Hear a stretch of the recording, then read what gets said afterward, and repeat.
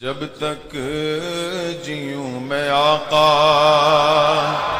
कोई गम न पास आए, कोई गम न पास आए। या रसूल अल्लाह।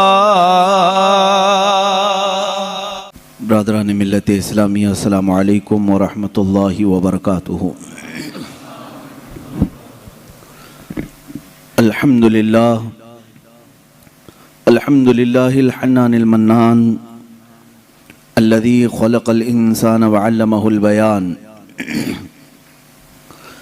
वस्सलातु वस्सलामु अला रसूलिही सय्यिदिल इंसि वल जान व अला आलिहि व अस्हाबिहि ज़विल खैरि वल इहसान, अम्मा बअद।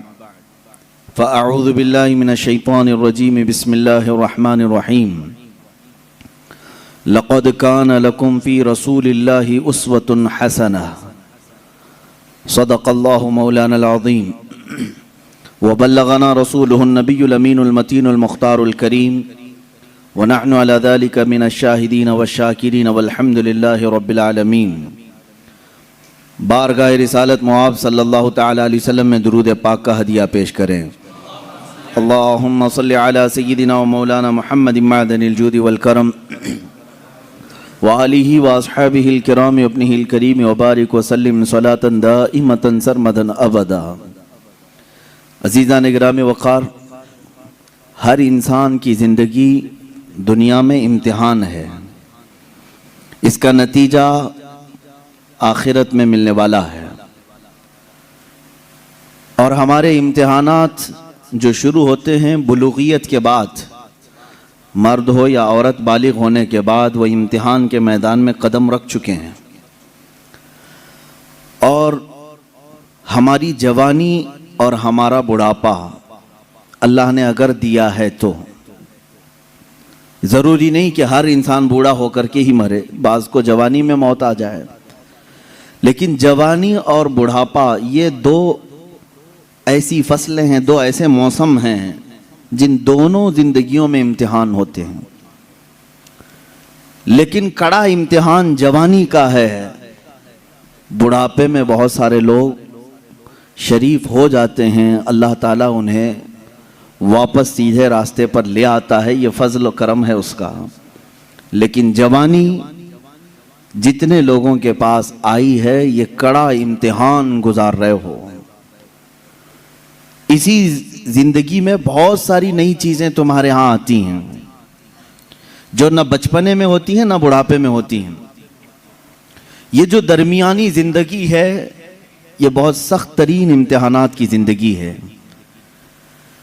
और जब मैं आपसे ये कह रहा हूं कि हर इंसान इम्तिहान से गुजरता है, तो अल्लाह के नबियों का इम्तिहान सबसे आला होता है। वो उतनी ही मशक्क़तों और मेहनतों और मुसीबतों से गुजारे जाते हैं। आज मुझे अर्ज़ करना है, रसूल करीम सल्लल्लाहु तआला अलैहि वसल्लम की मिलाद मुस्तफ़ा की मुनासिबत से जो महफिल हमने मुनाकिद की हैं, अल्लाह के नबी सल्लल्लाहु तआला अलैहि वसल्लम किन किन इम्तिहानात में उतारे गए। हुज़ूर पाक सल्लल्लाहु तआला अलैहि वसल्लम कौन कौन से इम्तिहानात से गुजारे गए और हर इम्तिहान में आप साबित कदम रहे। इम्तिहान से मुराद सिर्फ जिहाद के मैदान आप ले लें तो ये अलग मसला है, लेकिन पर्सनल जो ज़िंदगी गुजारने के अय्याम होते हैं, ये हर दिन एक इम्तिहान है। एक बार हज़रत उम्मे सुलैम रज़ियल्लाहु ताला अन्हा फरमाती हैं, मैं करीब से गुजर रही थी, हुजूर सल्लल्लाहु अलैहि वसल्लम के जिस्म से गर्मी की तपिश मुझे दूर से महसूस हो रही थी। इतना गर्म बदन था कि मैं काफ़ी दूर से आपके बदन के गर्मी की हरारत महसूस कर रही थी। तो हज़रत उम्मे सुलैम कहती है, मैंने अर्ज़ किया, या रसूल अल्लाह सल्लल्लाहु अलैहि वसल्लम, आपको तो शिद्दत का बुखार है। अल्लाह के हबीब सल्लल्लाहु अलैहि वसल्लम ने इरशाद फरमाया, हाँ उम्मे सुलैम, अल्लाह के नबियों को जो भी मुसीबत दी जाती है वो सख्त तरीन होती है। जिस चीज़ से भी आजमाया जाता है वो सबसे हाई दर्जे का होता है। अगर नबियों को बुखार भी आए तो आम इंसानों जैसा नहीं, बहुत शिद्दत का बुखार आता है। अगर नबियों को जिंदगी में कोई भी चीज आजमाइश के तौर पर दी गई है तो हल्की फुल्की नहीं, बहुत सख्त तरीन होती है। अब अल्लाह के नबी सल्लल्लाहु तआला अलैहि वसल्लम की जिंदगी पाक को रब ने कुरान में हमारे लिए आइडियल बनाया। लक़द कान लकुम फी रसूलिल्लाहि उस्वतुन हसना, तुम्हारे लिए अल्लाह के रसूल की जिंदगी में बेहतरीन नमूना है अपनी जिंदगी गुजारने के लिए। अगर अपनी जिंदगी किसी की जिंदगी देखकर गुजारना चाहते हो तो सबसे बेहतरीन जिंदगी मुस्तफ़ा करीम की है सल्लल्लाहु तआला अलैहि वसल्लम। क्योंकि मैं आता हूं आज अल्लाह के हबीब सल्लल्लाहु तआला अलैहि वसल्लम की अज़दवाजी जिंदगी। अज़दवाजी जिंदगी का मतलब होता है शादीशुदा जिंदगी। ये पूरी जिंदगी का कड़ा इम्तिहान इसी जिंदगी में होता है। जब तक आप बैचलर हैं, जवानी फिर भी महफूज है, यानी आप अपने हाथों में अपनी जिंदगी की बागडोर लेकर चल रहे हैं। लेकिन जब किसी के साथ तुम्हारा अक्द हो जाए तो एक और नफ्स को तुम्हारे साथ बांध दिया जाता है। तो मैं अपने जिस्म की हिफाजत के साथ साथ अपनी खातून की अमानतों की हिफाजत भी जिम्मेदारी में आ गई, उसके पर्दे की हिफाजत भी तुम्हारे जिम्मे आ गई, उसके चाल चलन की, उसके अखलाक और तरबियत सबकी जिम्मेदारी तुम्हारे ऊपर आई। ये तो बहुत छोटी जिम्मेदारी है जो उसे खिलाना पिलाने वाले मामलात है। बाकी पूरी उसकी जिंदगी जो तुम्हारे ऊपर आई एक बड़ी आजमाइश है। एक औरत के साथ तुम इस कायनात में सही सलामत जिंदगी गुजार कर जा रहे हो तो इसका मतलब है कि एक बड़े इम्तिहान से कामयाब होकर निकले हो। बड़ा इम्तिहान है। अल्लाह रब्बुल इज्जत ने यहां कायनात में हर एक के लिए जोड़ा रखा है। लेकिन आप देखें, क्या हर औरत का मिजाज अपने शोहर से मिल जाता है? नहीं होता। बाज लोग हमसे ये शिकायत करते रहते हैं, बनी नहीं रही है, बनी नहीं रही है, और ना चाकी है ना इत्तेफाकी होती है। मियाँ ये आपके अकेले के घर में नहीं, हर मर्द और हर औरत के दरमियान जिंदगी में ऊंच नीच नशेब व फराज आते ही रहेंगे। ये तो मालिक है परवरदिगार जो जोड़ कर रखता है। लेकिन दो मिजाजों को संभालना अपनी जिंदगी में, इसको कहा जाता है कि आदमी अब मैच्योर हो गया है। इसीलिए तो हदीस पाक में है, शादी से पहले तुम्हारा ईमान आधा होता है, निकाह के बाद तुम्हारा ईमान मुकम्मल हो जाता है। निकाह के बाद ईमान मुकम्मल। तो बगैर शादीशुदा आधे लोग हो, शादी के बाद मुकम्मल हो रहे हो, मैच्योर हो रहे हो। क्यों? इसलिए कि जिम्मेदारियों का बोझ उठाने और रास्ता चलने की आदत उसे हो जाती है। तन्हा चलना और है, पूरी कायनात को लेकर चलना और है।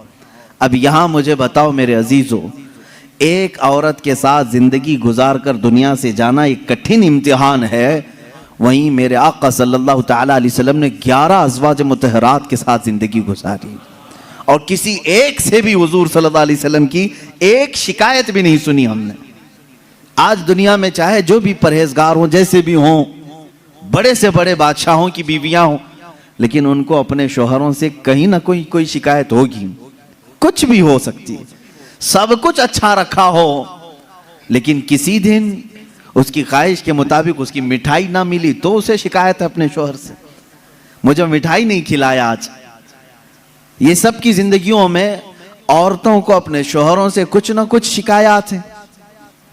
कोई भी उसके पसंद के कपड़े आप नहीं लाके दे सके, उसे आज अपने माँ बाप के घर जाना था, तुमने टाल दिया। उसके घर वाले आ रहे थे, उनके साथ तुमने सही बर्ताव नहीं किया। ये शिकायत अपने शोहर से वो रखती है। कुर्बान जाओ, ये 11 बीवियों में से सबसे पूछा गया, रसूलुल्लाह सल्लल्लाहु तआला अलैहि वसल्लम की हयात तुम्हारे साथ कैसी थी? वह अज़वाज मुतहरात कहती हैं, अल्लाह के नबी सल्लल्लाहु तआला अलैहि वसल्लम ने पूरी जिंदगी में हमें उफ तक न कहा। हम गलतियां करती थी, खता करती थी, लेकिन रसूल पाक सल्लल्लाहु तआला अलैहि वसल्लम उसे दरगुजर फरमाया करते थे।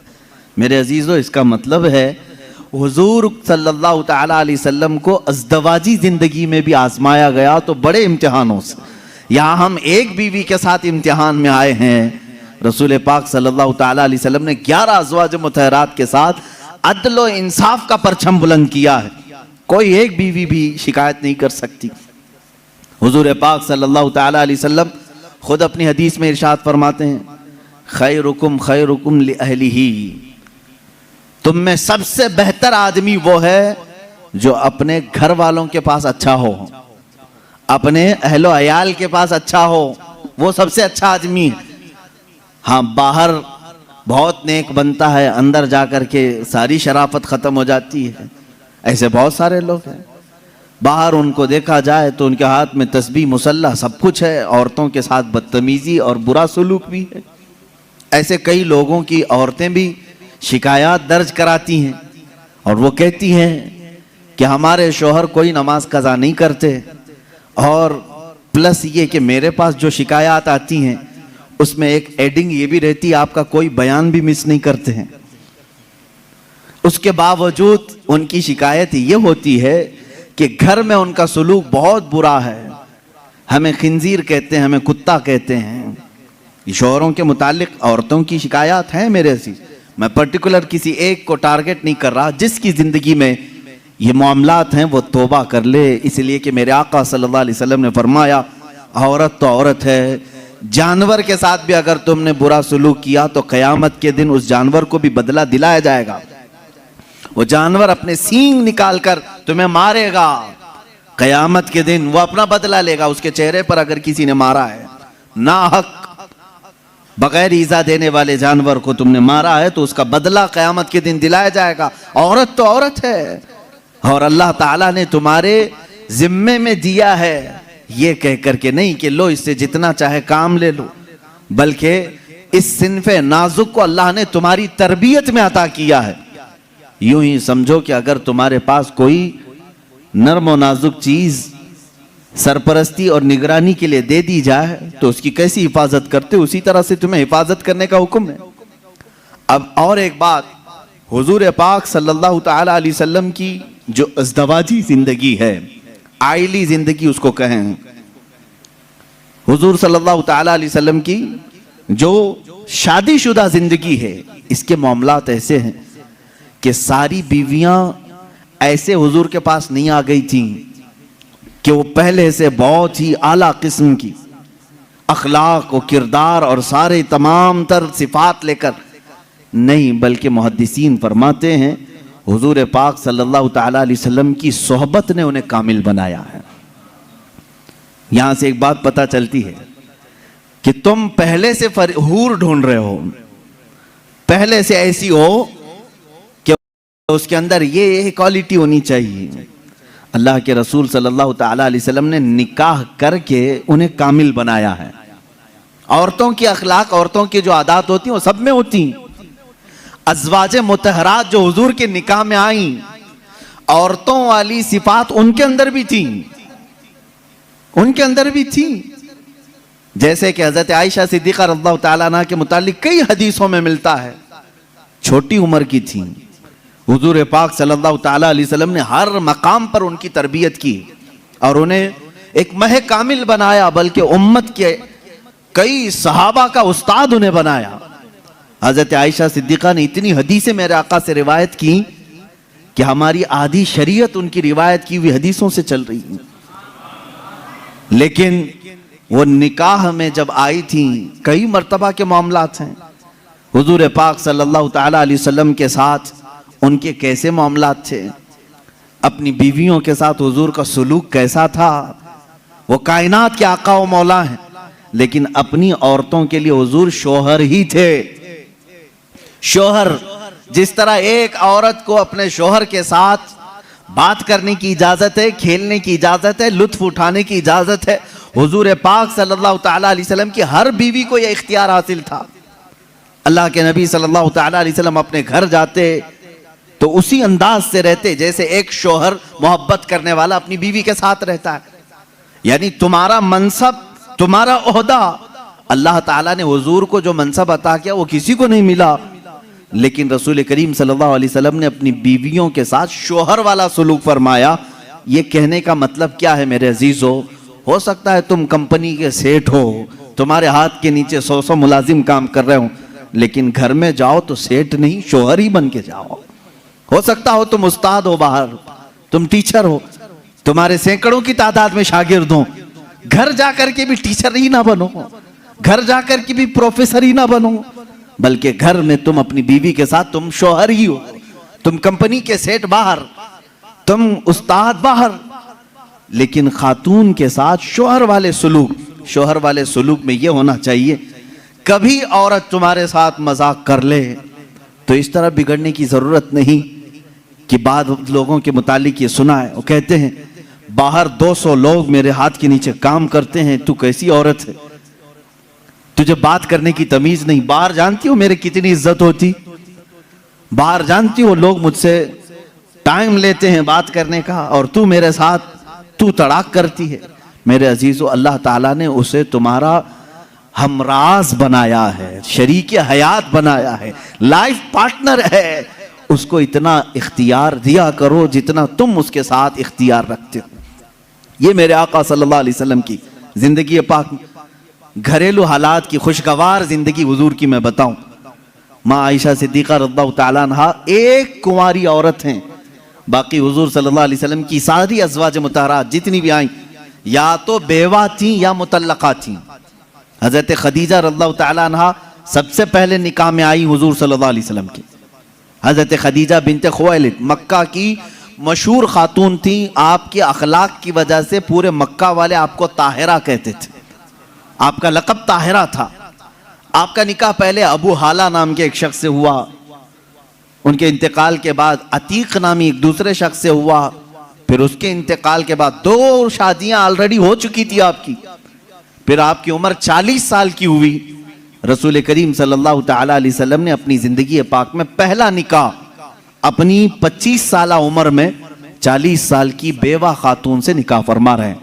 हुजूर पाक सल्लल्लाहु ताला अलैहि वसल्लम का यह निकाह बड़ी सादगी से हुआ, और हुजूर अकरम सल्लल्लाहु ताला अलैहि वसल्लम पर सबसे पहले ईमान लाने वाली भी आपकी शरीक हयात खदीजा रज़ियल्लाहु ताला अन्हा ही हैं, वह उम्मुल मोमिनीन सबसे पहले ईमान लाने वालियों में से। हुजूर सल्लल्लाहु ताला अलैहि वसल्लम की हर मकाम पर वो सपोर्टर रही हैं, आपकी हिमायत के लिए खड़ी रही। हुजूर अकरम सल्लल्लाहु ताला अलैहि वसल्लम उनका दिल रखने के लिए हर उनकी खुशी का ख्याल फरमाया करते थे, उनकी खुशियों का ख्याल फरमाया करते। और सेम यही हजरत खदीजा की। मैं कहता हूँ शादी से पहले हर नौजवान को चाहिए कि मेरे आका सल्लल्लाहु अलैहि वसल्लम की अज़दवाजी जिंदगी को भी पढ़े। ये नहीं कि तुम मर्द हो तो सारी खिदमत तुम्हारे लिए होनी चाहिए और तुम औरत के लिए कुछ ना करो। जैसे कि बाज लोग जब भी औरतों में खिताब करते हैं, बयान करते हैं, तो सबसे पहले औरतों को यही बताया जाता है, मर्द दिन भर थकान से चूर चूर घर में आए तो तुम उसको मुस्कुरा करके इस्तिकबाल करो, ये औरत के ऊपर फर्ज है, तुम उसको मुस्कुरा कर इस्तिकबाल करो, उसकी थकान चली जाए तुम्हें एक सदक़े का सवाब है। मेरे अजीजों, ये गाड़ी का पहिया एक टायर से नहीं चलता, तुम सारी मुस्कुराहट सिर्फ औरत ही के ऊपर थोपोगे। यहां पर तुम्हें यह भी कहना होगा, हो सकता है कभी दिन भर की थकान औरत को भी हो जो सुबह से शाम तक काम कर रही हो, तुम आ करके उसे भी मुस्कुरा करके कहो दिन भर आज तुम्हें ज्यादा थकान हुई होगी। हमेशा मियाँ ये क्यों चाहते हैं कि मेरी थकान वो पूछे ना, बल्कि आप खातून की भी मिजाज पुरसी करें। ये दोनों टायर हैं, दोनों का बैलेंस बरकरार हो। मैं अभी बताता हूँ, हुजूर पाक सल्लल्लाहु ताला अलैहि वसल्लम हमेशा ये फरमाते, अगर अपनी अज़वाज मुतहरात में से कोई नाराज हो तो हुजूर उन्हें मनाते। आप सोच रहे होंगे क्या दुनिया में कोई ऐसा भी है जिसको हुजूर से नाराज होने का हक है? हुजूर से नाराज होने का हक है?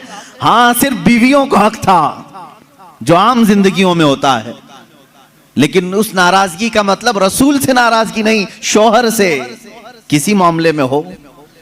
हुजूर पाक सल्लल्लाहु ताला अलैहि वसल्लम खुद फरमाते हैं हजरत आयशा से, ए आयश, जब तू मुझसे नाराज होती है तो मुझे पता चल जाता है। हजरत आयशा पूछती हैं, आप कैसे जानते हैं मैं नाराज हूं कि खुश हूं? हुजूर फरमाते हैं, जब तू खुशी में रहती है, कसम खाती है तो यूं कहती है रब्बे मोहम्मद की कसम, और जब नाराज रहती है तो कहती है रब्बे इब्राहिम की कसम। यह हजरत आयशा की आदत थी, जब घर में कुछ बातें इस तरह से हो जाएं तो कहती इब्राहिम के रब की कसम मैंने ऐसा नहीं किया। हुजूर फरमाते हैं, जब जब तू इब्राहिम के रब की कसम खाती है मुझे लगता है तू नाराज है। हुजूर मनाते हैं, ये नहीं कि कायनात के आका मौला से तुझे रूठने का हक क्या है। हुजूर पाक सल्लल्लाहु अलैहि वसल्लम ने अपने घर में एक शोहर वाली जिंदगी भी गुजार करके दिखाया है। एक मर्तबा हजरत आयशा सिद्दीक़ा रज़ियल्लाहु ताला अन्हा घर में हजरत ज़ैनब, एक दूसरी ज़ौजा हैं हुजूर की, हजरत ज़ैनब बिनते जहश रज़ियल्लाहु ताला आई। हजरत आयशा मैदे का शीरा बना रही थी, आटे का सत्तू जिस तरह से होता है, मीठा कुछ बना रही थी। जैसी वो बना, उसमें कुछ खराबी हुई हो या जो भी, हजरत आयशा हजरत ज़ैनब को खिलाने पर इसरार करने लगी कि आप घर में आई हैं, ये शीरा पूरा खाएंगी आप। हजरत ज़ैनब कह रहे मेरा जी नहीं चाहता, मैं नहीं खाऊंगी। हुजूर पाक सल्लल्लाहु अलैहि वसल्लम बैठे हुए, हजरत आयशा ने वो शीरा उठाकर पूरा उनके मुंह पे लगा दिया। अल्लाह के नबी सल्लल्लाहु अलैहि वसल्लम मुस्कुराते रहे, कुछ नहीं फरमाया। हजरत ज़ैनब से कहा कि बस बस आयशा छोटी है, तुम बदला मत लो। ये हुजूर पाक सल्लल्लाहु ताला अलैहि वसल्लम की खानगी मामलात हैं, अपने अज़वाज मुतहरात के साथ हुस्न सलूक है। उन्हें आपस में मजाक करने का इख्तियार तक मेरे आका ने दे रखा था। ये नहीं कि इतना टाइट करो कि हंसना भी मुश्किल हो जाए, इतना तुम उनके ऊपर सवार हो जाओ कि बात करना भी मुश्किल हो जाए।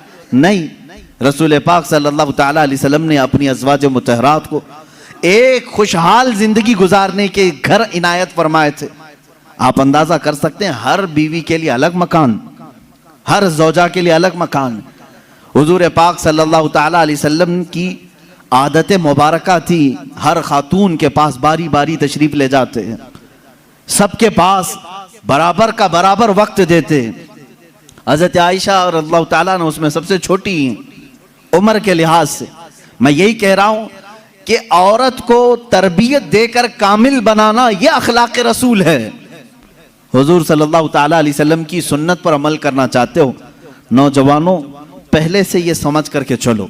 मेरे घर में जिनकी शादियां नहीं हुई उनके लिए कह रहा हूं, जिनकी हो चुकी उनके लिए भी पहले से जहन में ये बात फिट कर लो, मैं अगर शादी करने जा रहा हूं तो मेरे घर कोई ऐसी खातून आने वाली है जिसको हो सकता है बात करने में पूरा सीखी हुई ना हो, खाने पकाने के माहिर ना हो सकता है वो खानदानी मामलात को न समझे, मुझे हर एक चीज को उसे सिखाना होगा।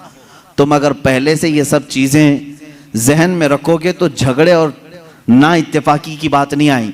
तुम पहले से एक्सपेक्टेशन ये रख करके बैठे हो कि ये 7वें आसमान से सीख करके आई हुई है घर में, कभी कुछ बातचीत हो गई तो सीधे झट से यही कहा, क्या तुम्हारे अम्मा बाप ने यही सिखाया था?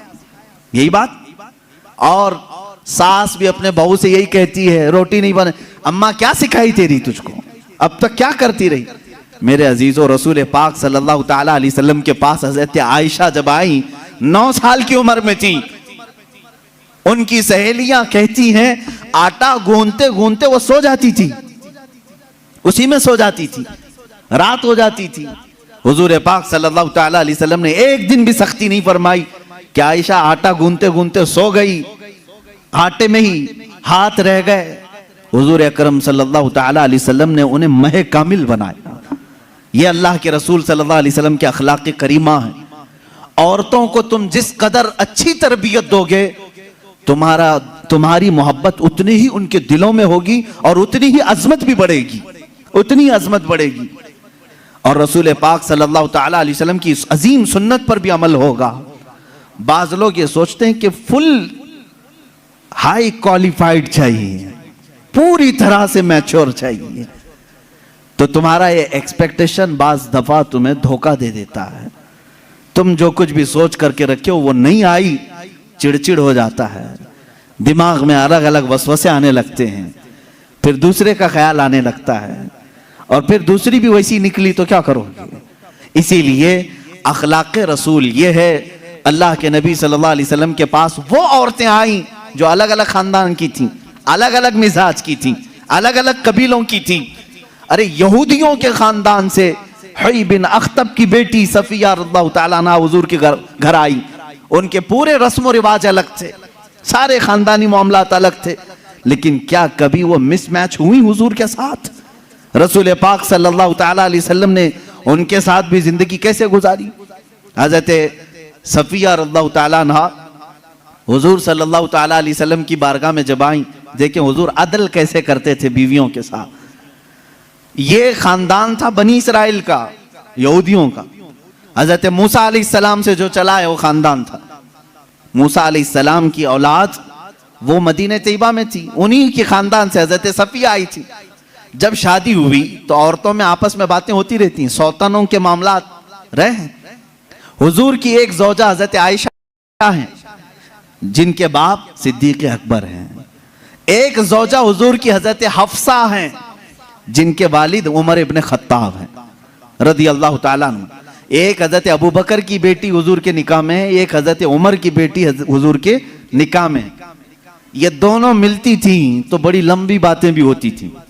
खानदान एक था, इनके बीच में हजरत सफिया आ गई, अलग खानदान की, यहूदी खानदान से आई थी, लेकिन हुजूर के निकाह में आई थी। हजरत सफिया को दोनों छेड़ने लगी। क्या कह करके कहा कि सफिया, हुई बिन अख्तब है ना तेरा बाप, यानी यहूदियों के एक कबीले का सरदार है। हजरत आयशा कहती है मेरे बाप तो सिद्दीक अकबर हैं। हजरत हफ्सा कहती है मेरे बाप तो उमर इब्न खत्ताब हैं, जिनकी नेकियां हुजूर ने इस तरह फजीलतें बयान फरमाई। हजरत सफिया के दिल में थोड़ा सा वो लगा कि ये दोनों अपने अपने बाप पर फख्र कर रही। हुजूर पाक के हुजरे में आई, गमगीन थी। अल्लाह के नबी सल्लल्लाहु अलैहि वसल्लम ने पूछा सफिया क्या मामला है? कहा आयशा भी और हफ्सा भी ताना मार रही हैं। कहा क्या कहा उन्होंने? आयशा कहती है मेरे बाप अबू बकर हैं, हफ्सा कहती है मेरे बाप उमर हैं, तेरे बाप तो यहूदी खानदान का सरदार है। हुजूर ने फरमाया जाओ अब जवाब दो, आयशा को भी और हफ्सा को भी। हुजूर सिखा रहे हजरत सफिया को। कहा क्या जवाब दूं? कहा जाके कहना मेरे बाप मूसा अलैहिस्सलाम हैं, मेरे चाचा हारून अलैहिस्सलाम हैं और मेरे शोहर मोहम्मद रसूलुल्लाह हैं। वो आई फख्र के साथ कहा मैं उस खानदान से हूं कि मेरे आबा व अजदाद में मेरे बाप मूसा अलैहिस्सलाम हैं, नबी हैं, और मेरे चाचा हारून अलैहिस्सलाम हैं, और मेरे शोहर का तो क्या कहना सैयदुल अंबिया है। हजरत आयशा और हजरत हफ्सा ने कहा जरूर ये रसूल पाक ने तुझे सिखाया होगा, ये बात तुझे हुजूर ने बताई होगी। ये घरेलू जिंदगी थी मेरे आका सल्लल्लाहु ताला अलैहि वसल्लम की। कभी इन लोगों, इन औरतों के दरमियान अगर कुछ बातें आ जाएं, हुजूर पाक इस तरह से उसे निकालते जैसे मैदे में से आटे को निकाल दिया जाए। कभी तकरार नहीं हो सकी, कभी झगड़े की नौबत नहीं आई। दो बीवियों वाला जानता है कि उसे संभालना कितना मुश्किल होता है। हाँ, एक अजीम जंग में वो उतरा होता है, एक तरफ इंडिया एक तरफ पाकिस्तान, बीच में बॉर्डर में वो खड़ा रहता है। एक हाथ इसके पास एक हाथ उसके पास, पता नहीं कौन सा टूटे कौन सा बचे। लेकिन अल्लाह के नबी सल्लल्लाहु ताला अलैहि वसल्लम 11 अज़वाज मुतहरात के साथ रहे और सबको बराबर इंसाफ के साथ रखा। कभी किसी खातून से कोई झगड़ा ये किसी हदीस में नहीं मिलता। हाँ, उनके दरमियान जो बातें होती थी वो तफरीह कल्ब के तौर पर होती, तफरीह कल्ब के तौर पर, दिल को बहलाने के तौर पर। अब आए मैं आपको बताता हूं हुजूर की जिंदगी पाक में जो बीवियों का किरदार है। औरतें भी सुन रही होंगी, उन्हें यह मालूम होना चाहिए अपने शोहर की, यानी एक मर्द की दुनिया में सबसे बड़ी सपोर्टर उसकी बीवी होनी चाहिए। हर चीज में, उसके दुख में, उसके सुख में, उसकी खुशी और गम में, सब में औरत उसकी सपोर्टर बनकर रहे। हुजूर अकरम सल्लल्लाहु ताला अलैहि वसल्लम जब ऐलान नबुव्वत फरमाए हैं, हजरत खदीजा ईमान लाई, अपने माल से मदद किया, सारी चीजें की। जानते हैं जब हुजूर पाक ने हजरत खदीजा से निकाह किया, आपकी उम्र 25 साल थी, उनकी 40 साल। सैयदा खदीजतुल कुबरा रज़ियल्लाहु ताला अन्हा के साथ हुजूर सल्लल्लाहु अलैहि वसल्लम ने 25 साल गुजारे, 25 साल गुजारे। हुजूर की उम्र पाक 50 साल हो चुकी थी, हजरत खदीजा की उम्र 65 साल की हो चुकी थी। लेकिन इस बीच में रसूल करीम सल्लल्लाहु अलैहि वसल्लम ने कभी किसी दूसरी औरत से निकाह नहीं फरमाया।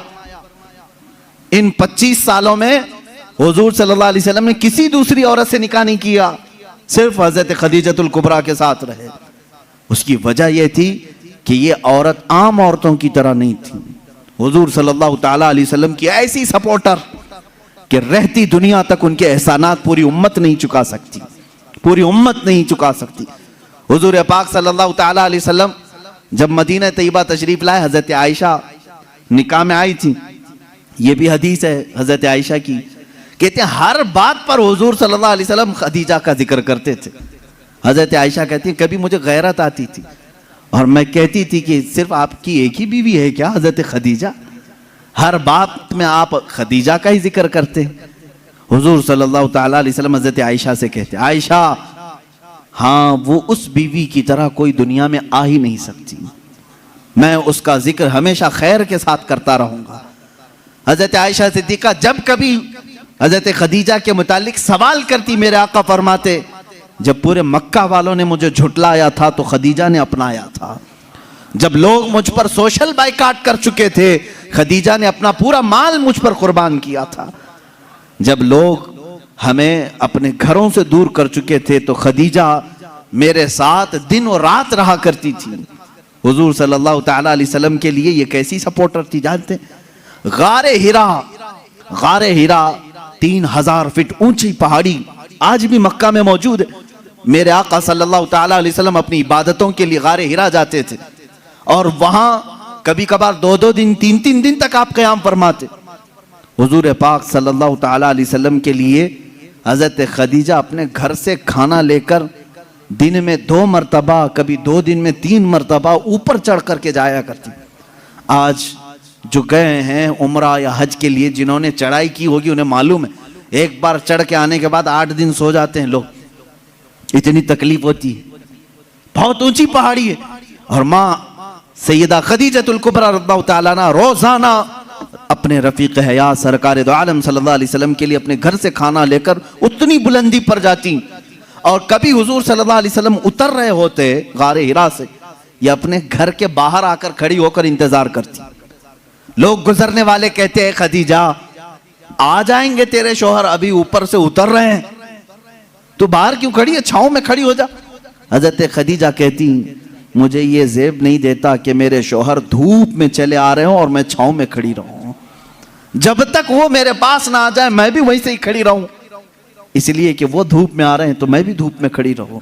ये उनकी मोहब्बत थी सैयदा खदीजतुल कुबरा रज़ियल्लाहु ताला अन्हा। आखिरी लम्हात हैं सैयदा खदीजतुल कुबरा रज़ियल्लाहु ताला अन्हा के। अजीज़ान गिरामी, हुजूर सल्लल्लाहु ताला अलैहि वसल्लम की सारी बीवियों में एक खुसूसियत हजरत खदीजा को यह भी हासिल है कि हुजूर अकरम सल्लल्लाहु अलैहि वसल्लम के सारे औलाद हजरत खदीजा के पेट से हुए, हजरत खदीजा के बतन मुबारक से। सिर्फ एक हैं हजरत बीबी मारिया किब्तिया के नाम से, वो बांदी थी, लेकिन अज़वाज मुतहरात में हुजूर सल्लल्लाहु ताला अलैहि वसल्लम की बीवियों में सिर्फ और सिर्फ हुजूर के औलाद हजरत खदीजा से हुए, बाकी किसी से नहीं। 6 औलाद हजरत खदीजा के बतन से हुए।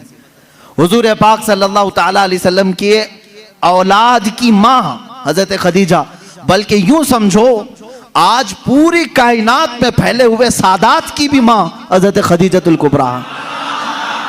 यूं तो हुजूर की और भी अज़वाज मुतहरात है, सादात की कोई और माँ हो सकती। हुजूर सल्लल्लाहु ताला अलैहि वसल्लम की अलग अलग बीवियों से अलग अलग नस्ल होती, लेकिन रब्बे जुल जलाल ने हुजूर सल्लल्लाहु ताला अलैहि वसल्लम के औलाद की माँ होने की शान सिर्फ हजरत खदीजा के सर रखा है। हजरत खदीजतुल कुबरा रज़ियल्लाहु ताला अन्हा से आखिरी बेटी सैयदा कायनात फातिमा ज़हरा रज़ियल्लाहु ताला अन्हा। अब सुनिए हदीस पाक, हुजूर पाक सल्लल्लाहु ताला अलैहि वसल्लम की ये रफ़ीक़ा हयात, अपनी जिंदगी की शरीक हयात, जिन्होंने अपना सब कुछ हुजूर के लिए लुटाया था, आखिरी वक्त जब आया हजरत फातिमा को बुलाती हैं। हुजूर पाक सल्लल्लाहु ताला अलैहि वसल्लम उस वक्त बाहर थे। हजरत फातिमा से कहती हैं खदीजा रज़ियल्लाहु ताला अन्हा, बेटी मुझे लगता है मेरे आखिरी दिन हैं। हजरत फातिमा रज़ियल्लाहु ताला अन्हा की उम्र छोटी थी उस वक्त, और कहती क्या है, मुझे मेरी तबीयत की फिक्र नहीं, फातिमा मेरे जाने के बाद अपने बाबा का खूब ख्याल करना। हुजूर सल्लल्लाहु ताला अलैहि वसल्लम के मुतालिक वसीयत कर रही हैं।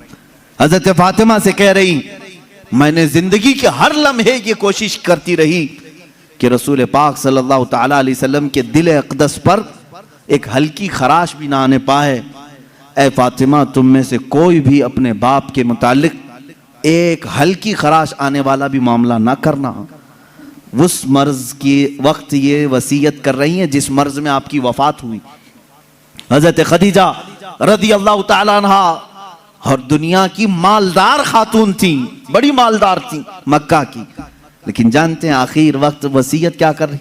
हजरत फातिमा से कहती हैं, अब्बा जान से जाकर ये एक बात मेरी कह देना, अगर मेरी आंखें बंद हो गईं तो सिर्फ मुझे कब्र में उतारने के वक्त वो अपना जुब्बा या अपनी चादर मुझे देते हैं, बस वो अपनी चादर में लपेट कर मुझे दफन करें, इसके अलावा मुझे कोई और ख्वाहिश नहीं। हज़रत खदीजा की आखिरी वसीयत थी।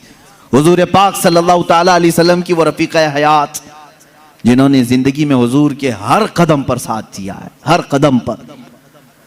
जब ये बात हज़रत फातिमा ने अपने वालिद गिरामी हुजूर सल्लल्लाहु अलैहि वसल्लम के पास आकर कहा, जानते हो मेरे आका ने क्या कहा? हज़रत खदीजा रज़ियल्लाहु ताला अन्हा की वफ़ात हो चुकी थी और उनको दफन किया गया हुजूर की चादर मुबारक में। हुजूर सल्लल्लाहु अलैहि वसल्लम ने खुद अपने हाथों से उनको कब्र में उतारा। जन्नतुल माला मक्का के कब्रिस्तान में वो आज भी आराम फरमाए। हज़रत फातिमा ने कहा, अब्बा अम्मा की सिर्फ ये ख्वाहिश थी, उन्होंने मुझसे कहा था, फातिमा बाबा से कह देना मेरे आखिरी वक्त अपनी चादर देकर मुझे दफन करें। मेरे आका की आंखों से बड़े बड़े आंसुओं के कतरे निकले। हुजूर फरमाते हैं, फातिमा गवाह हो जा, खदीजा ने मुझसे सिर्फ चादर मांगी, अगर वो मेरे जिस्म की चमड़ी मांगती तो भी मैं उतार के देता। अल्लाह के रसूल सल्लल्लाहु अलैहि वसल्लम ने फरमाया, अगर मेरा जिल्द वो मांगती, अगर मेरे जिस्म से वो मेरी जिल्द मांगती, वो भी मैं उसे उतार कर देता। हुजूर पाक सल्लल्लाहु अलैहि वसल्लम की बेइंतहा मोहब्बत थी इस रफ़ीक़े हयात के साथ। हत्ता के जिस साल हज़रत खदीजा की वफात हुई वो पूरे साल का नाम हुजूर ने आमुल हुज़्न रखा, ये गमों का साल है।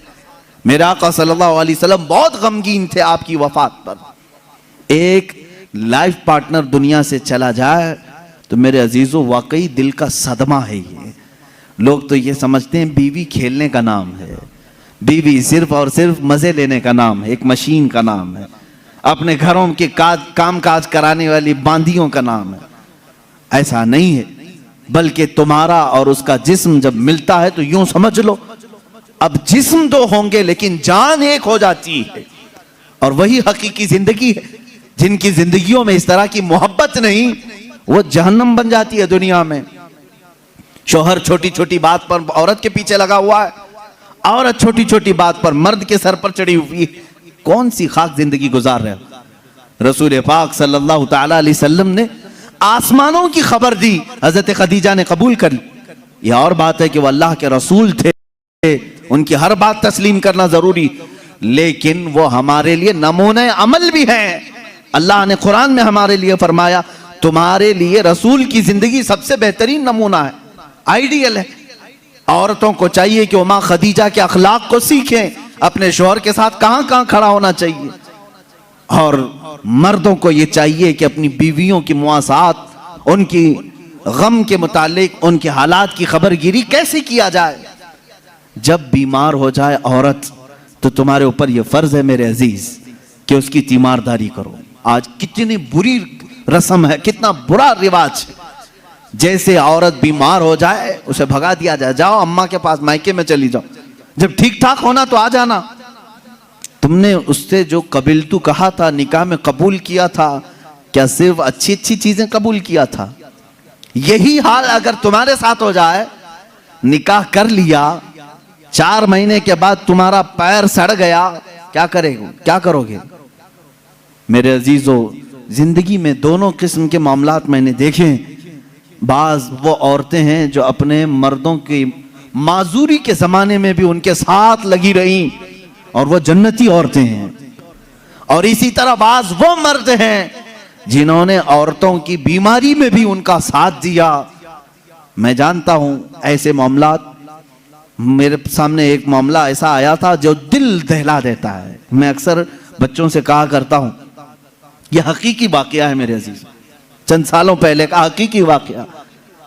शौहर और बीवी नई नई जिंदगी थी, शादी के बाद दोनों एक दूसरे से मोहब्बत करते थे, लेकिन अचानक बीवी को एक बीमारी शुरू हो गई, ऐसी बीमारी के चेहरे पर बुरे दाग आ गए, बड़ी बड़ी फुंसियां होती, फट जाती और जख्म हो रहा था, देखने की काबिल नहीं रह रही थी। एक दिन शोहर बाहर गया, एक्सीडेंट हो गया।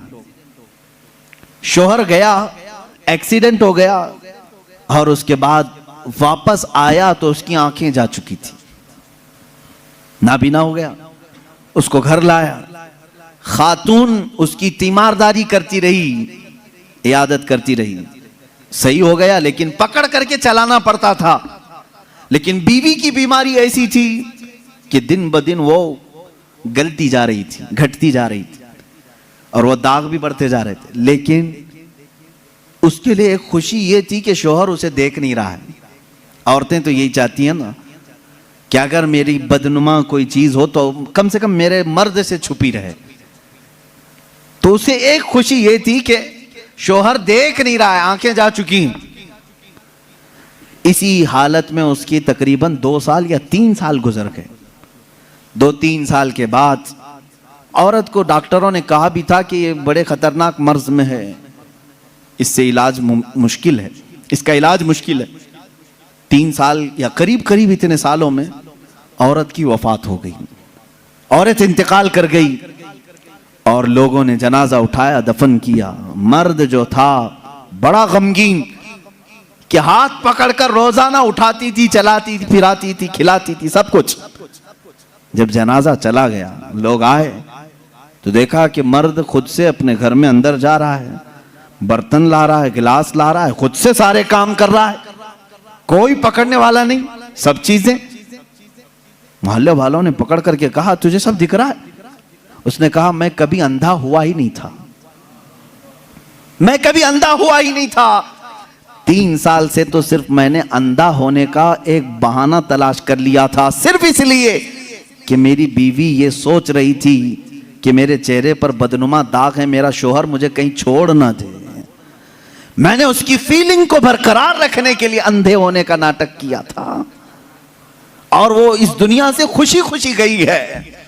बस मुझे इतना एहसास है, दुनिया में वो मर्द भी है जिन्होंने अपनी औरत का दिल रखने के लिए 3 साल तक नाबीना होने का एक ढोंग किया, सिर्फ इसलिए कि उसका दिल ना टूटे। बाज बीमारियां ऐसी होती हैं, उनसे तुम सरफे नजर कर लो, कतई नजर करो। और अगर तुमने सिर्फ खूबसूरती देख करके शादी की तो तुमने किसी नफ्स या किसी जान से नहीं निकाह किया, तुम तो सिर्फ और सिर्फ हुस्न से शादी की। यह हुस्न 4 दिन 5 दिन के बाद खत्म होगा, तुम्हारे तबीयत की और बहलाने की चीजें खत्म हो जाएंगी, तो फिर ना चाकी ना इत्तेफाकी बढ़ जाएगी। मोहब्बत जिस्म से नहीं, रूह से होती है। मोहब्बत उसके चेहरे के सपाट होने से नहीं, उसके अखलाक व किरदार से होती है। बहुत सारी औरतें वो हैं जिनकी आदत से तुम मोहब्बत करो, उनके अखलाक से मोहब्बत करो, उनके किरदार से मोहब्बत करो, फिर देखना उनका कालापन कभी तुम्हें एहसास भी नहीं दिलाएगा, कभी उनका भोंडापन भी तुम्हें एहसास नहीं दिलाएगा, अगर अखलाक की खूबसूरती उसके अंदर हो। ये मर्दों के लिए जरूरी है मेरे अजीजों। अल्लाह के नबी सल्लल्लाहु तआला अलैहि वसल्लम ने जो हुस्न सलूक अपनी खानगी जिंदगी में अपनी अज़वाज मुतहरात के साथ किया, मैं चैलेंज के साथ कहता हूं पूरी दुनिया में उसकी मिसाल कोई नहीं पेश कर सकता, कोई नहीं ला सकता। रसूल पाक सल्लल्लाहु तआला अलैहि वसल्लम ने अपनी हर ज़ौजा के साथ जो हुस्न सलूक फरमाया, यहां तक कि अल्लाह ताला ने आयतें नाजिल फरमाई कुरान में अज़वाज मुतहरात के आदब के लिए। वइज़ा सअलतुमुहुन्ना मताअन फस्अलूहुन्ना मिन वराइ हिजाब, ऐ लोगों जब कभी तुम रसूल की बीवियों से कोई चीज मांगने जाओगे, पर्दे के पीछे खड़े रहना। हुजूर की औरतों के बिल्कुल मुकाबिल आना जायज नहीं, जबकि वो पूरी उम्मत की माएं हैं। कुरान कहता है वो तुम्हारी उम्महातुकुम, वो तुम्हारी माएं हैं। अल्लाह तबारक व तआला ने मोमिनीन की माएं उन्हें बनाया है। अजीजा ने गिराम वक़ार रसूल करीम सल्लल्लाहु तआला अलैहि वसल्लम की ये अज़दवाजी जिंदगी थी। शादी किस तरह से करें, किसके साथ करें, एक अलग टॉपिक, लेकिन मैं आपको ये जरूर बताऊंगा। हुजूर अकरम सल्लल्लाहु तआला अलैहि वसल्लम ने फरमाया, या माशर शबाब मन इस्तताअ मिनकुमुल बाअ फल्यतज़व्वज फ़इन्नहु अग़ज़्ज़ु लिलबसरि व अहसनु लिलफ़रज। ऐ नौजवानों, तुम में से जिसकी इस्तिताअत है चाहिए कि वो निकाह कर ले, इसलिए कि निकाह तुम्हारी आंखों को बचाता है, तुम्हारे शर्मगाह की हिफाजत करता है। और ये दो चीजें ऐसी हैं जो बड़ी डेंजर है, आंखें बहकती हैं और शर्मगाह जिना करती है। यही दो चीजें हैं जो इंसान को तबाही और बर्बादी में ले जाती। इसका सॉल्यूशन निकाह है। और हुजूर अकरम सल्लल्लाहु अलैहि वसल्लम ने फरमाया, निकाह को इतना आसान बना दो कि जिना करना मुश्किल हो जाए। लेकिन आज उल्टा नहीं है, उल्टा नहीं है। जिना बहुत आसान हो गया लोगों को। वो थोड़े पैसे खर्चा करके किसी भी औरत के साथ मुआज़ल्लाह रब्बिल आलमीन मुंह काला कर लेते हैं। लेकिन निकाह करने के लिए कितनी बंदिशें लगा रखी। आसान करो इसे जितना हो सके। हर आदमी अपने अपने स्टेटस और स्टैंडर्ड के मुताबिक निकाह कर सकता है। लेकिन हो क्या रहा है, अमीरों की शादियां देख करके गरीब भी यही ख्वाब सजा रहा है, मेरी बेटी का भी निकाह उतने बड़े हॉल में होना चाहिए जितना उसने किया है, चाहे तुम्हारी हैसियत पैसों की कुछ भी ना हो। दिखावा चाहते हो लोगों को। शादियां बड़ी बड़ी करना अक्सर लोगों का सिर्फ और सिर्फ इसलिए होता है कि लोग देख करके कहें वाह क्या शादी किया। सिर्फ इतनी तारीफ सुनने के लिए तुम इतने पैसे खर्चा करने चाह रहे हो। अजीजा ने गिरामी वकार, जिंदगियां देखो लोगों की, जिन्होंने मस्जिद में निकाह किया उनके भी बच्चे हो रहे हैं, घर चल रहा है। जिन्होंने बहुत बड़े 5 स्टार होटल में निकाह किया उनकी भी जिंदगी चल रही, बच्चे हो रहे। ऐसा नहीं कि 5 स्टार होटल में शादी करने के बाद सोने चांदी के बच्चे पैदा हो रहे हो और गरीब घर में शादी करने वाले को सिर्फ अंडे आ रहे हों। ऐसा तो नहीं, सबकी नस्ल चल रही है। शादी के बाद की जिंदगी पर तो कुछ भी फर्क नहीं है, सिर्फ और सिर्फ शैतानी दिखावा है। कुरान कहता है इन्नल मुबद्दिरीन कानू इख्वान शयातीन, जो फजूल खर्ची करते हैं वो शैतान के भाई हैं। कुरान कह रहा है शैतान के भाई। हाँ, मैं आपसे कहूंगा, आपको अल्लाह ताला ने माल दिया है, जितना माल दिया है, आप माल के एतबार से अपनी शादी अच्छी करना चाहें, इजाजत है, इस्लाम में जायज है। आप अल्लाह की नेमतों का इजहार कर रहे हैं।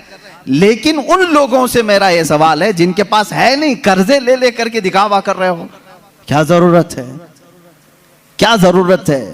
अगर लोग तुम्हें कहते हैं कि अरे बहुत छोटी शादी किया, तो लोगों को कहने दो, इसलिए कि शादी उनके लिए नहीं किया, तुम्हारे दामाद के लिए, बेटी के लिए किया है। मियां बीवी जब दोनों राजी हैं तो इन दोनों के मुतालिक क्या तुम्हारा टेंशन है, किस बात की फिक्र है। अजीजा ने गिरामी वकार, हुजूर अकरम सल्लल्लाहु ताला अलैहि वसल्लम ने जिनकी शादियां की हैं, किन बातों पे की। एक नौजवान साहब आए, कहा निकाह की ख्वाहिश है, लेकिन कौन निकाह करके देगा मुझे। हुजूर ने फरमाया मैं एक अंसारिया से शादी करता हूं तेरी, एक अंसार साहबी की बेटी है, लेकिन महर कुछ ना कुछ लेकर के आ, एक चांदी की अंगूठी तो महर में लेके आ। उन्होंने कहा इतनी कीमत मेरे पास नहीं है। हुजूर ने फरमाया वलो खातमन मिन हदीदिन, जा लोहे की तो मिलेगी अंगूठी, लोहे की अंगूठी लेकर के आ, मैं इसी महर पर निकाह कर दूंगा। वो गए और उन्होंने कहा हुजूर लोहे की अंगूठी लाने की भी ताकत नहीं है, मेरे पास अभी कुछ भी नहीं। हुजूर सल्लल्लाहु ताला अलैहि वसल्लम ने फला अंसारी साहबी की बेटी को बुलाया और कहा मैं तेरा इससे निकाह कर रहा हूं। वो राजी थी। कहा आका आपकी मर्जी। अब इस साहबी को महर तो कुछ तो देना था।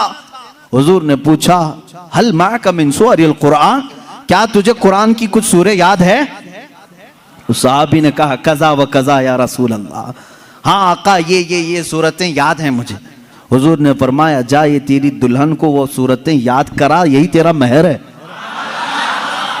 कुरान पाक की सूरतें उसे पढ़ा, उसे याद करा, ये तेरा महर है।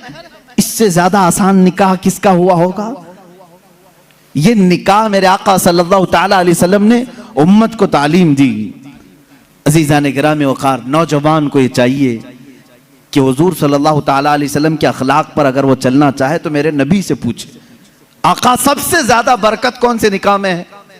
हुजूर ने फरमाया इन्न अअज़मन निकाहि बरकतन ऐसरुहु मऊनतन औ कमा क़ाल रसूलुल्लाह सल्लल्लाहु अलैहि वसल्लम।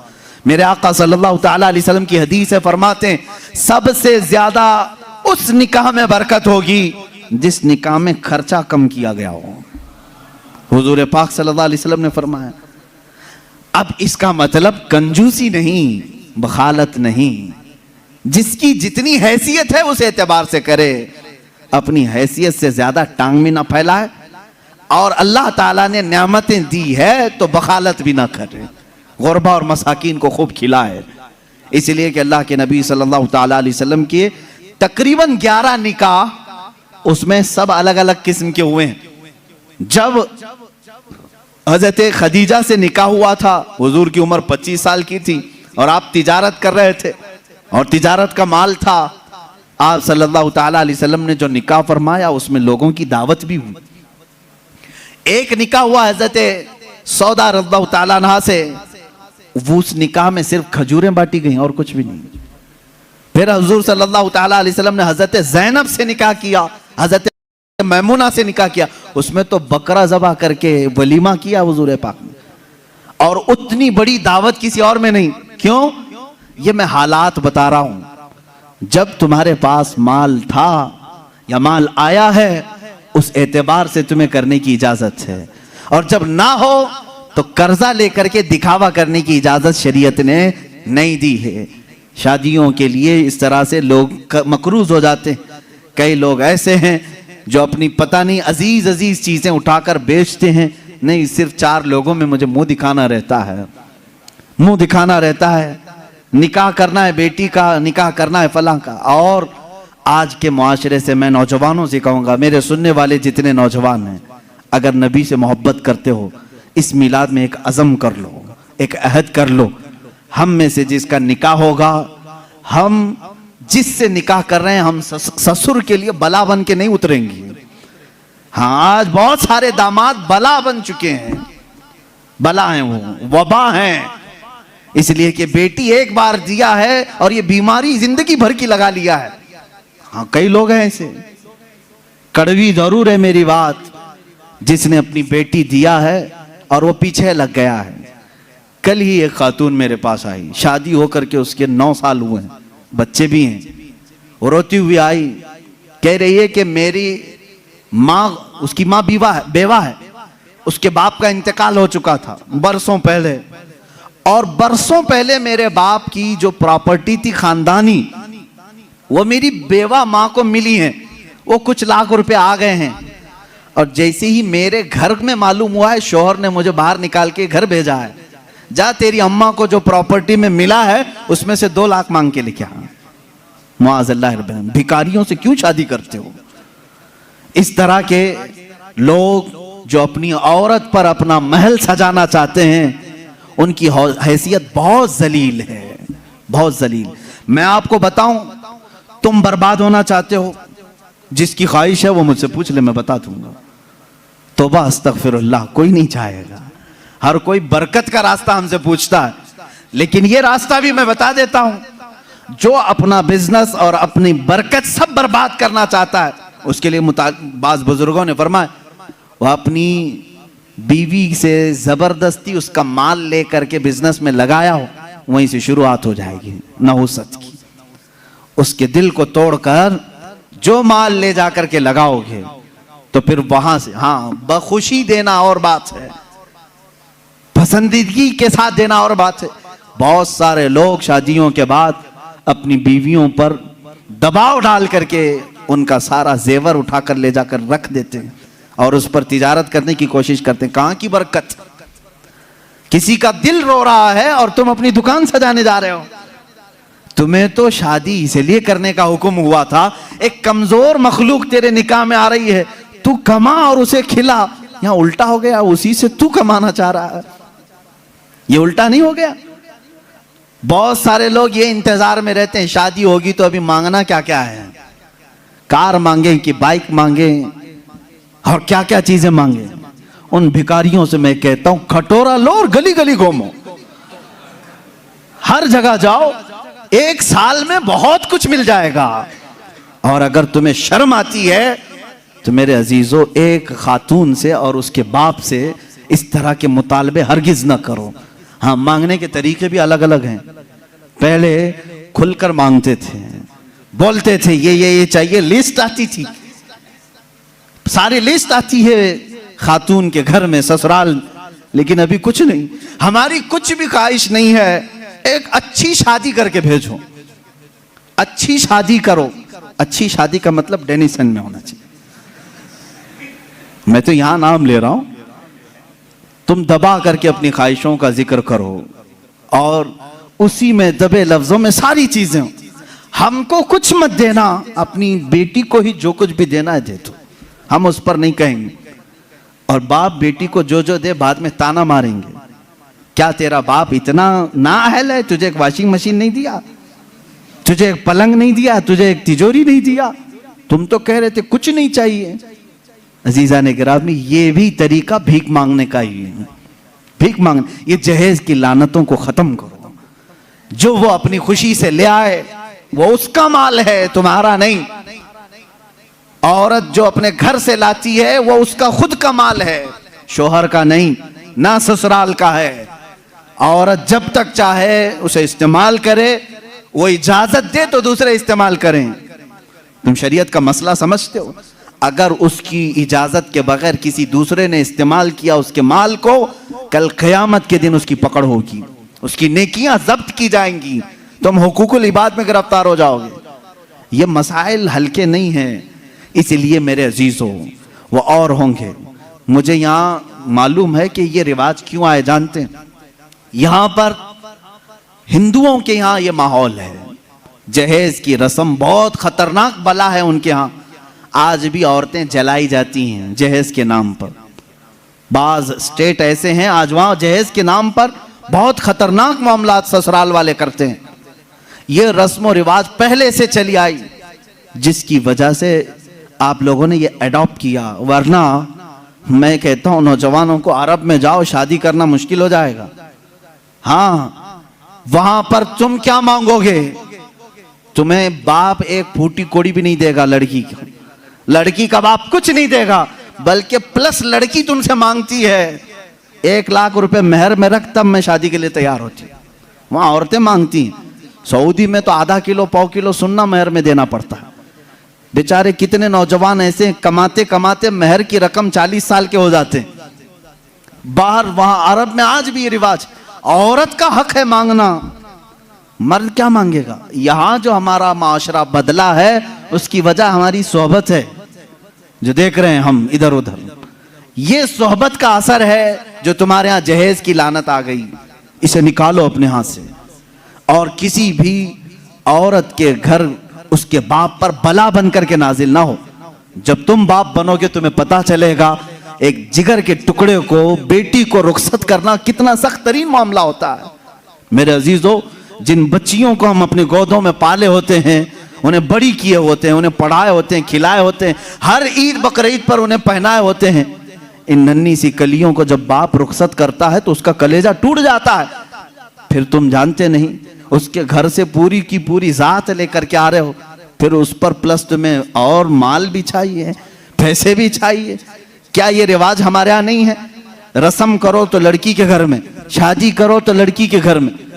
पूरे इस कार्यक्रम में सिर्फ वलीमा एक ही है जो मर्द के घर में होता है, बाकी क्या है? सब औरत के घर में करना है। बच्चा हो जाए चिल्ला उसके घर में। हाँ, जितने भी रस्म है, अरे शादी की तारीख फिक्स करनी है, तुम अपने घर में भी तो करा सकते थे, नहीं लड़की के घर में ही करेंगे जाके। जब जब जाएं पूरे खानदान को लेकर उतर जाएं, राशन खत्म हो जाए। ये बला नहीं है तो और क्या है? घर के किचन पर मुसीबत नाजिल होती है हर महीने 2 महीने में। ये इस तरह की हरकत किसी एक घर के साथ जो हो रही हैं, इस सिलसिले को कब खत्म करें, कब बंद करें? वो रसूल पाक सल्लल्लाहु ताला अलैहि वसल्लम की जिंदगी पाक के आला निकाह, आपको मालूम है हजरत उम्मे हबीबा रज़ियल्लाहु ताला अन्हा हुजूर की एक ज़ौजा हैं। हुजूर पाक सल्लल्लाहु ताला अलैहि वसल्लम पर ईमान लाई थी। अबू सुफियान की बेटी हैं, हजरत अमीर मुआविया की सगी बहन है। उम्मे हबीबा जिसके निकाह में थी वो उबैदुल्लाह बिन जहश, वो भी इस्लाम लाए। दोनों इस्लाम लाए और हबशा हिजरत करके गए थे। जो पहली हिजरत हुई मुसलमानों की वो हबशा।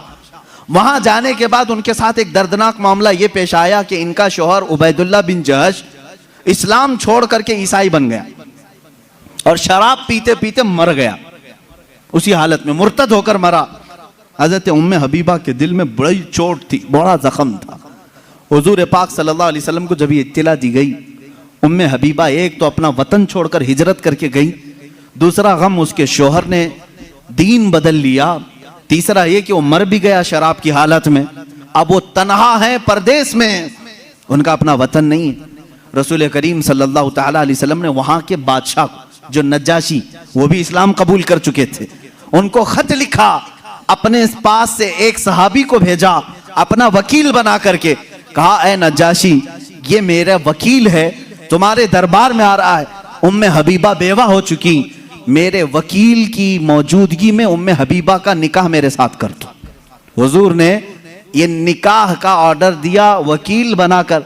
वकील दरबारे नजाशी में आया, नजाशी बादशाह ने उम्मे हबीबा को जब ये खबर सुनाई, वो खुशी से रोने लग गई थी, खुशियों से रोने लगी। वो कह रही थी कि मेरा एक शोहर छोड़ा, मैं समझ रही थी जिंदगी उचाट हो गई, लेकिन कायनात के आका और मौला ने अपने निकाह में मुझे कबूल किया। और नजाशी के बादशाह, नजाशी जो बादशाह थे हबशा के, उनके दरबार में निकाह हुआ, खुतबा खुद नजाशी ने पढ़ा और हुजूर सल्लल्लाहु अलैहि वसल्लम के साथ निकाह हुआ। हुजूर उस वक्त रसूल करीम सल्लल्लाहु अलैहि वसल्लम मक्का में थे, हुजूर पाक मक्का में थे, निकाह उम्मे हबीबा का हबशा में हो रहा है, और हबशा में ही मेरे आका सल्लल्लाहु ताला अलैहि वसल्लम की इस ज़ौजा मुतहरा को नजाशी बादशाह ने सहाबा को बुलाया और दावत किया और 2 गुलामों के साथ इस दुल्हन को रवाना किया हुजूर सल्लल्लाहु ताला अलैहि वसल्लम की बारगाह में। मुझे बताओ कितने झमेले थे, मंगनी कहाँ है, ये बीच में तारीख फिक्स करने वाले मामलात कहाँ हैं, रोजा खुलाने वाले मामलात कहाँ हैं, चांद सलामी कहाँ गई, ये सब मामलात चले गए। हुजूर मक्का में हैं, उम्मे हबीबा हबशा में है, निकाह नजाशी कर रहे हैं और दुल्हन सिर्फ 2 लोगों के साथ रुखसत होकर दरबारे रसूल में आ रही। मुझे बताओ कायनात का सबसे आला दूल्हा वो है और सबसे आला दुल्हन वो है, उनकी जिंदगी क्या हमारे लिए नमूने अमल नहीं है, हमारे लिए आइडियल नहीं है? अजीज़ा ने गिरामी वक़ार, हुजूर पाक सल्लल्लाहु ताला अलैहि वसल्लम की आइली जिंदगी सिर्फ किस्से बयान करने के लिए नहीं, अपनी जिंदगी में अमल करने के लिए, हुजूर की सीरत अपनाने के लिए है, सिर्फ सुनाने के लिए नहीं। ये बात समझ लो। आप मिलाद की मजलिसों में मेरे आका का जिक्र सुनने आते हैं तो ये कहानियों की तरह मत सुनो, अमल करने की नीयत से सुनो। और अगर किसी ने ये नीयत नहीं किया तो उसे सीरत सुनने का कोई फायदा नहीं और ना कोई सवाब है। जब जब महफिल में बैठे तो ये नीयत करें, हुजूर की सीरत जो भी सुनूंगा अमल की कोशिश करूंगा। अजीज़ा ने गिरामी वक़ार, मैं समझता हूं हमारी महफिलें कबूल हो जाएंगी अगर किसी ने अमल का एक भी इरादा कर लिया, अगर तय कर लिया कि मुझे करना है। अब आओ, मैं जो बात कह रहा था वो अधूरी रह गई। हुजूर पाक सल्लल्लाहु अलैहि वसल्लम ने नौजवानों से कहा तुम में से जिसकी ताकत है वो निकाह करे। हुजूर से पूछा गया किससे निकाह करें, कैसी औरत होनी चाहिए। निकाह से पहले के मामलात, औरत को तलाश करना ये अहम मसला है। जरूर इस चीज में अपना वक्त लगाएं। मैं नहीं कहता कि तलाशना नहीं चाहिए, तलाशें, इसलिए कि वो तुम्हारी नस्ल उससे चलने वाली है, तुम्हारा खानदान उससे आबाद होने वाला है। तो खाली तुम गोरा चट्टा रंग देखने के पीछे न पड़ो, बल्कि पूरे एक घर को चलाने वाली, बल्कि तुम्हारे बच्चों की पहली यूनिवर्सिटी है, पहली दरसगाह है। तुम उस दरसगाह को लाने जा रहे हो तो क्या क्या उसके अंदर क्वालिटी होनी चाहिए वो देखो। लोग खाली फोटो देखकर ये रंग काली है गोरी है, काली है गोरी, इसी पर लगे हो। हुजूर पाक सल्लल्लाहु ताला अलैहि वसल्लम ने फरमाया दुनिया में जो भी निकाह करता है उसके 4 मकसद में से एक होता है, या तो औरत का हुस्न जमाल देख के निकाह करता है, या औरत के पैसे देख करके करता है, बहुत मालदार है, बड़े बाप की बेटी है, सुनो ऐसे दामाद हो। हुजूर सल्लल्लाहु अलैहि वसल्लम ने फरमाया या तीसरा मकसद ये होता है कि बड़े खानदान वाली है, यानी हसब और नसब आला है, हम तो शेख थे वो पठान है, या फिर और किसी बड़े खानदान की है। पहला खूबसूरती, दूसरा पैसा, तीसरा खानदान। हुजूर ने फरमाया चौथा एक मकसद है वो अच्छा है। हुजूर फरमाते हैं या तो फिर उसके अखलाक व किरदार देखकर निकाह करता है, ये 4 में से कोई एक। और रसूल करीम सल्लल्लाहु अलैहि वसल्लम ने हर एक का रिजल्ट भी बताया।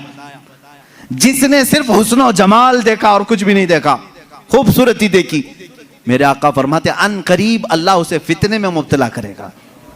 फितने में मुब्तला क्या, वो खुद अपनी बीवी पर शक करने लग जाएगा चंद दिनों के बाद। खूबसूरत है, पता नहीं कौन देख रहा है मेरी बीवी को, इधर से छुपाओ, उधर से छुपाओ, और अगर वो कहीं निकल गई तो शक करने लग जाएगा, किससे बात करके आई, किससे तेरा ताल्लुक है, पूरी जिंदगी जहन्नम बना के रखेगा, फितनों में मुब्तला हो जाएगा। मैं ये नहीं कह रहा कि खूबसूरत लड़की से शादी नहीं करना चाहिए, करो, लेकिन उसके साथ जो देखने का हुक्म है वो भी देखो। खूबसूरत औरतें, खूबसूरत लड़कियां तुम्हारे लिए नुकसानदेह नहीं, अच्छी हैं, लेकिन उसके साथ जो देखने का हुक्म है वो देखना जरूरी। मेरे आका सल्लल्लाहु अलैहि वसल्लम ने दूसरे नंबर पर फरमाया, जिसने सिर्फ माल देख करके निकाह किया, बहुत पैसे वाला घर है, निकाह करो इससे, क्योंकि निकाह के साथ गाड़ी घोड़ा सब आएगा। हुजूर पाक सल्लल्लाहु अलैहि वसल्लम फरमाते हैं, अनकरीब अल्लाह उसे फकीर बना देगा, उसे मोहताज बना देगा। ऐसे दामादों को देखा है हमने, हर एक से कर्जे लेते रहते हैं। हाँ, ससुर से तो मिला ही था लेकिन बरकत कुछ नहीं हुई, फिर इससे चार, इससे चार, उससे चार, कर्जे में ही डूबा है, और ये कर्ज की लानत उसकी खत्म नहीं होती। ढूंढ के देखो, ऐसे बहुत दामाद मिलेंगे, या तो फिर वो घर जमाई बनेंगे। तीसरा, जो बड़े खानदान को देखा, हुजूर पाक सल्लल्लाहु अलैहि वसल्लम फरमाते हैं, अल्लाह उसे रुस्वा कर देगा, वो जलील हो जाएगा लोगों में। हाँ, जिसने अखलाक व किरदार देखा, औरत के अच्छे अखलाक व किरदार, उसकी दीनदारी देखा, हुजूर फरमाते हैं अल्लाह उसे दुनिया में भी बरकत देगा, आखिरत में भी बरकत देगा। अब इसके साथ प्लस क्या है? नंबर 1 तुमने दीन देखा, अखलाक व किरदार देखा, उसके साथ हुस्न जमाल भी मिल गया तो बोनस है तुम्हारे लिए, साथ में मालदार भी मिली तो भी प्लस पॉइंट है, बड़े खानदान वाली भी मिली तो और अच्छा है, सोने पे सुहागा है। हाँ, लेकिन नंबर 1 सबसे पहली चीज उसकी दीनदारी। तुम्हारे घर की औरतों को जब भेजो किसी लड़की को देखने के लिए, सिखा करके भेजो, जाते ही ये ना पूछें क्या क्या पकाना आता है, क्या क्या सिलना आता है, एम्ब्रॉयडरी आती है कि नहीं आती है, ये नहीं, सबसे पहला सवाल करो कि कुरान कितना पढ़ा है,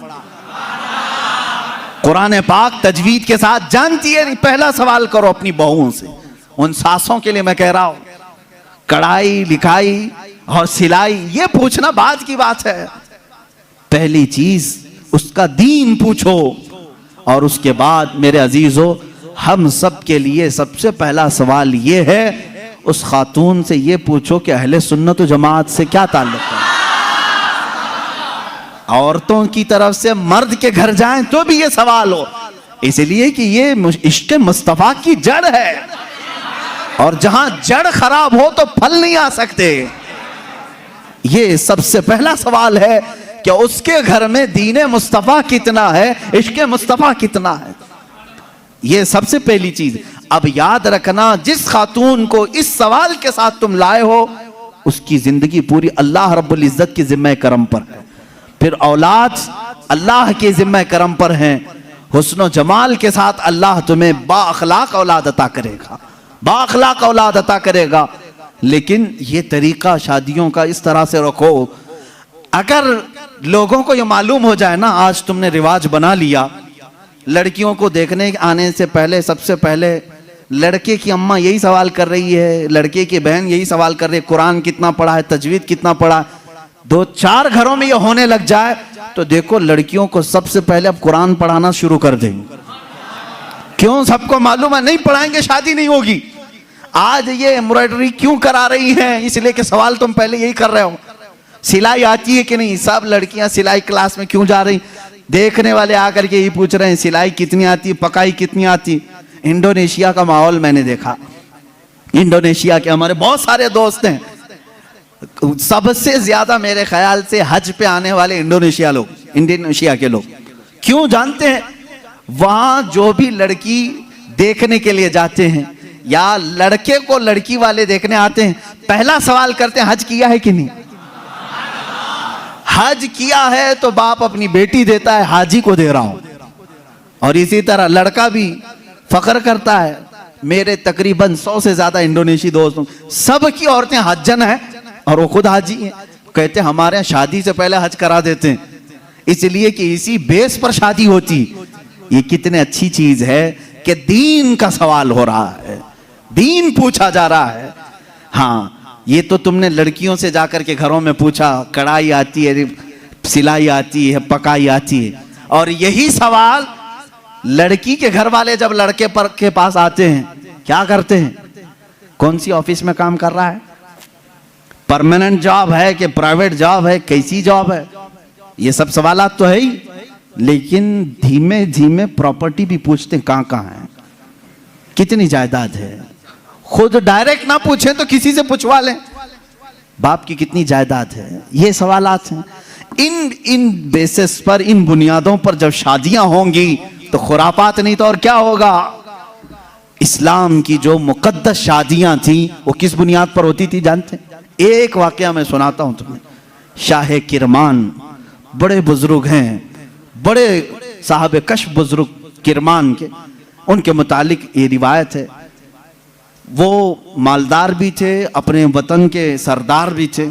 एक दिन मस्जिद में आए, देखा एक नौजवान है, सीधा साधा है, मस्जिद में बैठा है, एहतिकाफ में लगा है, नमाजों में। रात को देखा आपने आकर के कुरान पढ़ रहा है, उसको ऑब्जर्व करते रहे। तीसरे दिन आपने आकर उससे पूछा कि बेटा तुम कहाँ से आए हो, कहाँ है तुम्हारा घर? कहा बस ये झोपड़ी है। एक छप्पर डाल करके झोपड़ी रखा था। क्या मकसद है? कहा अल्लाह को राजी करना है, बस अल्लाह राजी हो जाए, मैं इसके लिए दिन रात मेहनत कर रहा हूं। शाह किरमान ने पूछा तेरे घर वाले शादी वगैरह? कहा नहीं, मुझे कौन शादी करके देगा, मैं फकीर आदमी हूं, मैंने सोचा भी नहीं।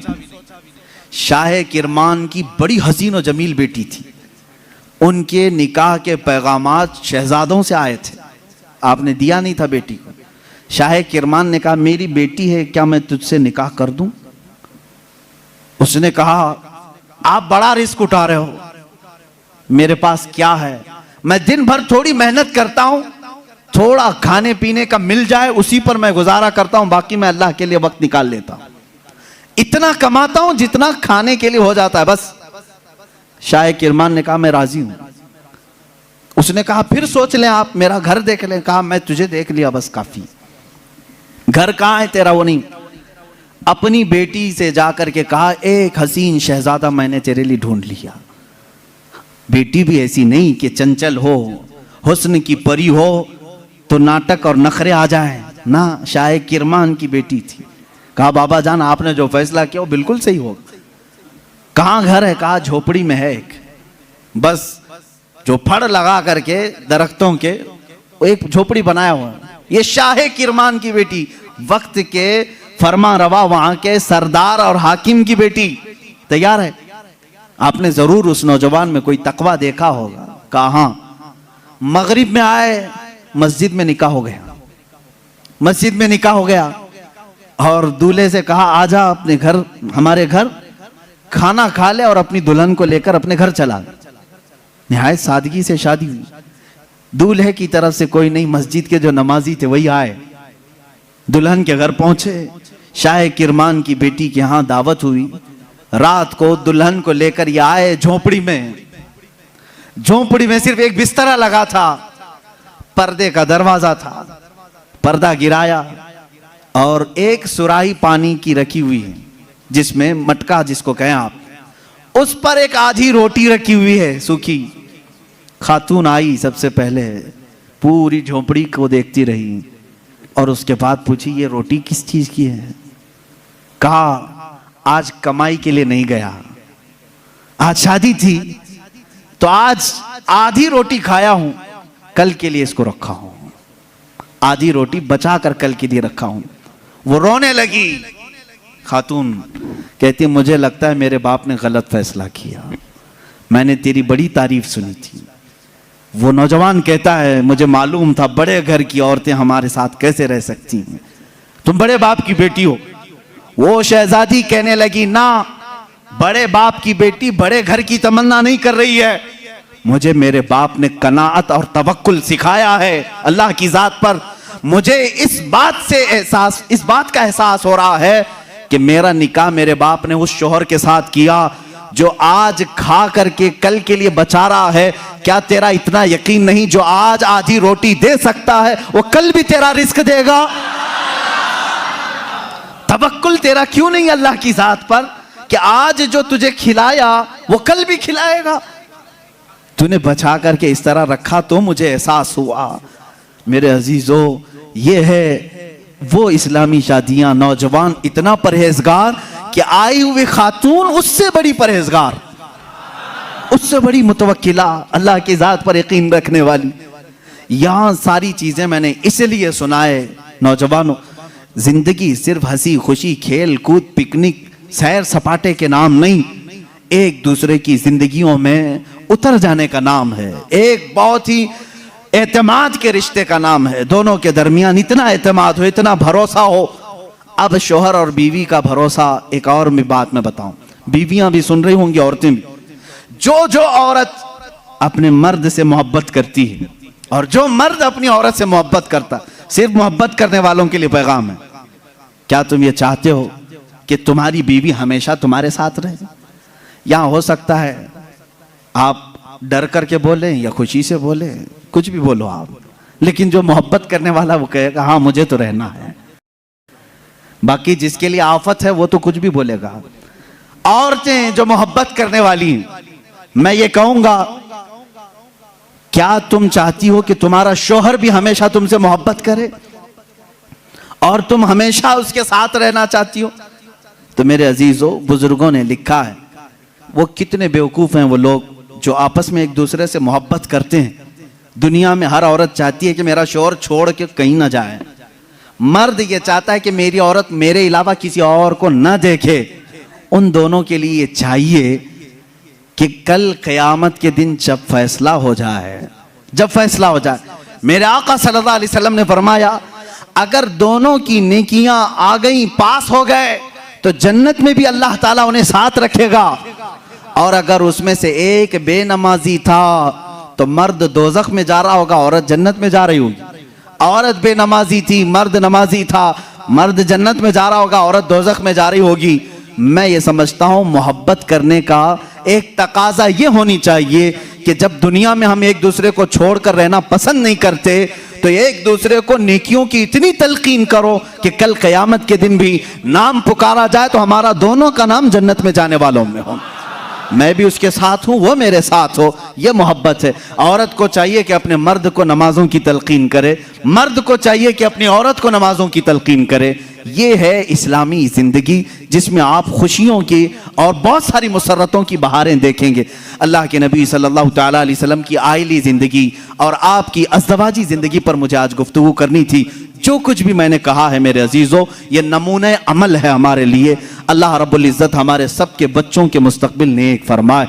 हर आने वाली दुल्हन को मौला ताला आने वाले ये घर वालों के लिए बरकतों और रहमतों का जरिया बनाए और दोनों के घरों में इत्तेहाद और इत्तेफाक, मोहब्बतें नसीब फरमाए। ना चाकी ना इत्तेफाकी, तलाक जैसी बहुत सारी नहुसतों से अल्लाह हमारे घरों की हिफाजत फरमाए।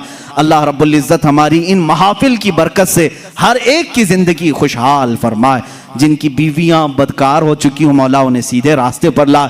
जिनके शौहर बिगड़ चुके, मौला उनको सिराते मुस्तकीम अता